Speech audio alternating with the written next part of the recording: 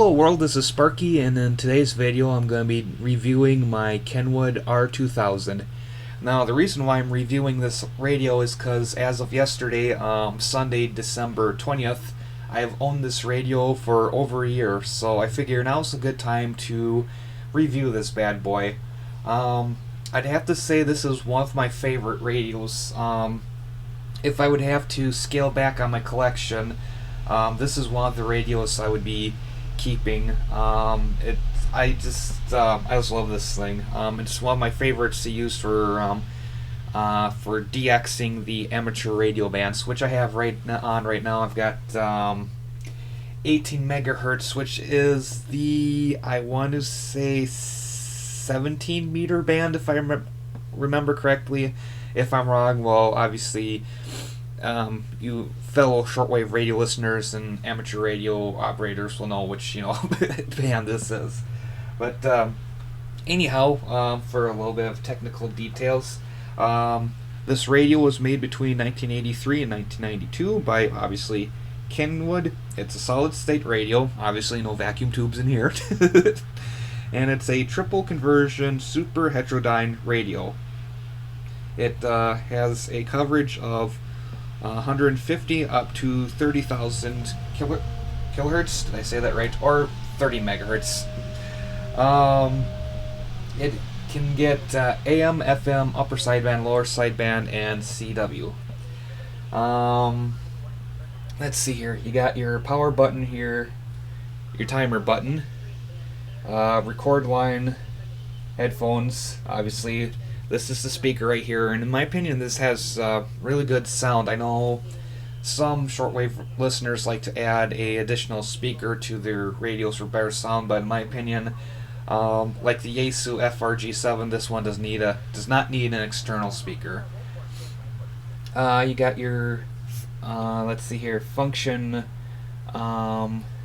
switch here. You can you have two different clocks, and then you can have on and off for your timer. These buttons here are for setting the time. Then you got a numeric keypad 1 through 0 here.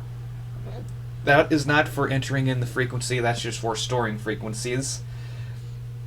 You got your narrow wide button, and then, like I mentioned before, you got your modes: AM, FM, upper sideband, lower sideband, CW. Most of these buttons down here I don't really use, except for just this one here for entering in frequencies on the keypad, and I have the amateur radio bands programmed in here. You got your AF gain, which is volume, tone, squelch, your RF attenuator, automatic gain control, noise blanker dimmer, and then up and down for going through the band. So like right now I'm on 18 megahertz, so if I hit up, I'm on 19, and back down here to 18 megahertz. Oh yeah, and I've almost forgot, you got your your tuning dial here, and then these buttons up here set your tuning speed, and then this button right here, the orange one, locks it so you don't accidentally, let's see, if I hit this, it's still on the same frequency.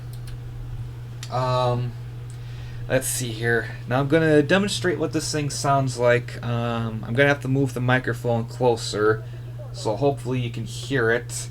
So let me just turn the volume up real quick, listening to some hams here. I'm sorry, well, someone just opened the door. What's up, Director Debbie? No, I was just saying I had looked at the meter. It is right at 1450 on the wattage. ACOM 2000 Alpha. Oh, nice. Very nice. Very good. That's all my wish.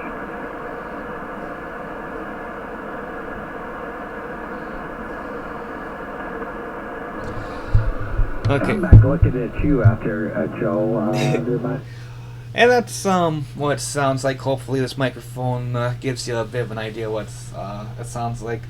I'm not going to show the back of the receiver, because to do so, let me back up here real quick. I would have to move my ICOM, the Radio Shack DX394 on my Christmas decorations here, and I don't really feel like doing that right now. If you want to know what the back of the radio looks like, you could probably find it on Google. pretty easily. Let's see here. Okay, now I don't really have any complaints with this radio except for one. When I'm tuning around, and let's say I get to on the dial here, let's say 18.5, there's a bit of I don't know if you would call it like a click or a pop, which sometimes throws me off as I'm tuning around, because I think I might be catching a station or something, but I'm not. I don't know if all Kenwood R-2000s are like that, or if it's just mine. I really couldn't say for sure. But like I said, that would be my only complaint with this radio. Overall, in my opinion, it's one of the best I've ever used. And for a score, I would have to give it a 5 out of 5. It's pretty easy to use. It tunes in stations amazingly. It's just overall a really good radio. Kenwood did one heck of a job with making this radio. In the book that I own, Shortwave Receivers Past and Present, written by Fred Osterman in the 3rd edition, it has this radio listed at 4 stars, with the Kenwood R-2000 listed at 5 stars, which, it's got me a little bit curious. What makes the R-2000, what gives it an extra star compared to the R-2000. Maybe sometime down the road I might pick one up and find out for myself, but for now I'm quite pleased with this R-2000. So overall, my score for this one is a 5 out of 5, and that might change if I ever get a hold of the R-5000 and see what that one's like. But in my opinion, it's one of the best out there, and if you can get one off of eBay for a decent price, I recommend you picking one up. I hope you enjoyed this video, and as always, peace and all that good stuff.